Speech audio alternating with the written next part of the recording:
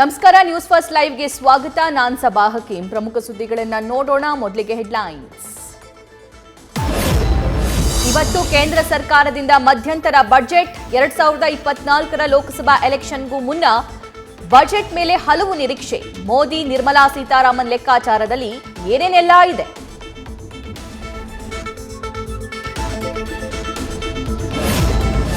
ದಾಖಲೆಯ 6ನೇ ಬಜೆಟ್ ಮಂಡಿಸಲಿರುವ ನಿರ್ಮಲಾ ಸೀತಾರಾಮನ್. ಮಾಜಿ ಪ್ರಧಾನಿ ಮನಮೋಹನ್ ಸಿಂಗ್ ದಾಖಲೆ ಸರಿಗಟ್ಟಲಿರುವ ಹಣಕಾಸು ಸಚಿವೆ.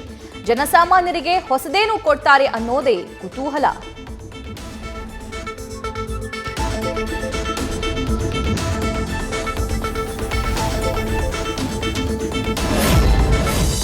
ಮನೆ ನಿರ್ಮಾಣದ ಸಾಲಕ್ಕೆ ಬಡ್ಡಿ ವಿನಾಯಿತಿ ಸಿಗುತ್ತಾ? ಆದಾಯ ತೆರಿಗೆ ಪದ್ಧತಿ ಬದಲಾವಣೆ, ಟ್ಯಾಕ್ಸ್ ವಿನಾಯಿತಿ ಮಿತಿ ಹೆಚ್ಚಳವಾಗುತ್ತಾ? ಮೂಲ ಸೌಕರ್ಯ ಕ್ಷೇತ್ರದಲ್ಲಿ ಹೆಚ್ಚಿನ ಬಂಡವಾಳ ಹೂಡಿಕೆ ಸಾಧ್ಯತೆ.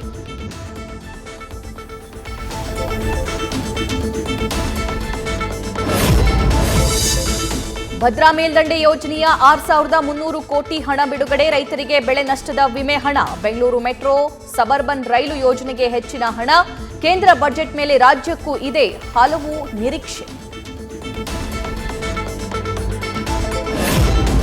2019ರಿಂದ ಈವರೆಗೆ 3.38 ಕೋಟಿ ಬಿಲ್ ಬಾಕಿ. ಬಳ್ಳಾರಿ ನಗರದ 5 ಇಂದಿರಾ ಕ್ಯಾಂಟೀನ್ ಬಂದ್.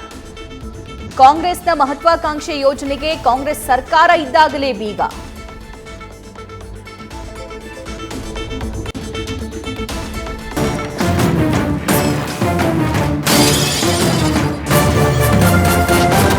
ನ್ಯೂಸ್ ಫಸ್ಟ್, ನಿರ್ಭೀತಿಯಿಂದ ನಿಮ್ಮ ಪರವಾಗಿ.